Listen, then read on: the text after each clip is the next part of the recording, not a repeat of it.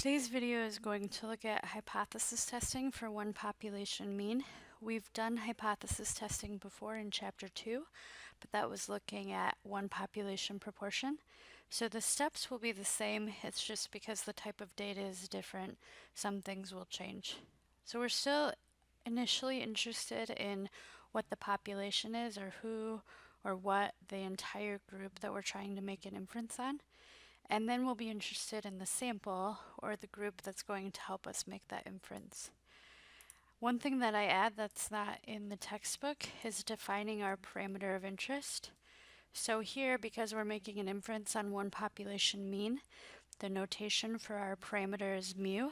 And to define that, we'll start with mu equals mean, because we're talking about a population mean. Then we'll state the variable that we're measuring, so our variable of interest. And then finally, we'll state what the population is. So this is a generic paint by numbers approach for defining the parameter. And I do this because when we get into our inference in step 5, it's a lot easier to write having already written the parameter definition. So next we're going to talk about writing the null and alternative. So this will have the same format that we did in chapter 2. We have the two-tailed, right-tailed, or left-tailed test. Because we've used the notation mu in step 1, we're also going to use that notation down here in step 2.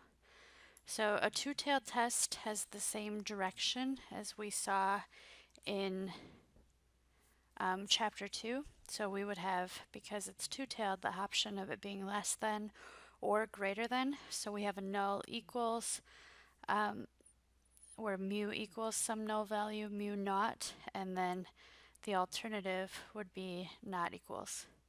A right-tailed test means that we're interested in the area on the right-hand side. So our alternative is going to indicate that direction. So it would be h sub a mu is greater than some null value mu naught, and then the corresponding null would be mu less than or equal to the null value mu naught. So similarly with the left-tailed test, we would be interested in the direction to the left-hand side. So that will tell us our alternative. So the alternative is mu less than some null value, while the corresponding null would be mu greater than or equal to. So this third step in hypothesis testing is the actual testing portion. So we're still stating assumptions in letter A, and this assumption is the same as it was for chapter 2, but now we have a new statistic. So this one is that the sampling distribution of x bar has a normal distribution, whereas in chapter 2 our statistic was p hat. So the only thing that changes here is our sampling distribution is based on x bar. Next we check conditions, so the process where we're verifying that the assumptions are okay to make. So you can either do that through sample size and the recognition of whether or not there are outliers present, or you can base it on the original population's shape. So because most times you don't know the original population's shape, you will have to base your condition checking on the sample size and the presence or absence of outliers. So if A and B are verified, you can move on to letter C, which is actually calculating the test statistic. So our test statistic is a t, similar to in the confidence interval we were using the t-star multiplier.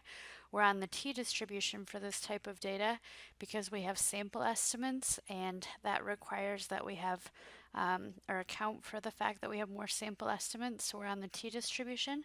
So we have a t-test statistic, and it's measuring the distance between x bar and our hypothesized value of mu, so x bar minus mu sub 0, and then we'll divide that by standard error.